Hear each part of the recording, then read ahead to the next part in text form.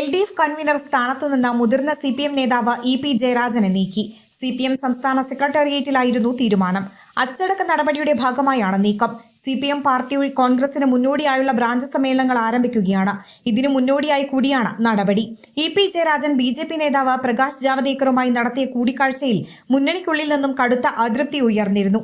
അതേസമയം വിഷയത്തിൽ മാധ്യമങ്ങളോട് പ്രതികരിക്കാൻ EP ജയരാജൻ തയ്യാറായില്ല.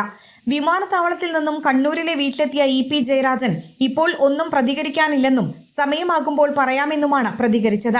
AKG സെന്ററിൽ നടക്കുന്ന സംസ്ഥാന സമിതിയിൽ പങ്കെടുക്കാനെത്തിയ നേതാക്കളും വിഷയത്തിൽ പ്രതികരിക്കാൻ തയ്യാറായില്ല. പ്രകാശ് ജാവദേക്കർ EP ജയരാജൻ കൂടിക്കാഴ്ച തിരഞ്ഞെടുപ്പ് സമയത്ത് വലിയ വിവാദമായിരുന്നു. ദല്ലാൾ നന്ദകുമാറും ശോഭാ സുരേന്ദ്രനുമായിരുന്നു EP ജയരാജൻ പ്രകാശ് ജാവദേക്കർ കൂടിക്കാഴ്ചയെക്കുറിച്ച് വെളിപ്പെടുത്തിയത്. തിരഞ്ഞെടുപ്പ് ദിവസം രാവിലെ വോട്ട് ചെയ്തിറങ്ങിയ EP ജയരാജൻ ജാവദേക്കറെ കണ്ടെന്ന് സമ്മതിച്ചിരുന്നു. തന്റെ മകന്റെ വീട്ടിൽ വന്ന ജാവദേക്കർ കണ്ടിരുന്നുവെന്ന് ജയരാജൻ സമ്മതിക്കുകയായിരുന്നു. BJP നേതാവ് പ്രകാശ് ജാവദേക്കറുമായുള്ള കൂടിക്കാഴ്ചയിൽ EP ജയരാജനെ നേരത്തെ CPM ന്യായീകരിച്ചിരുന്നു.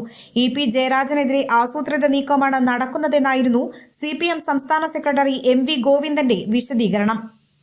Enlight news, Thiruvananthapuram.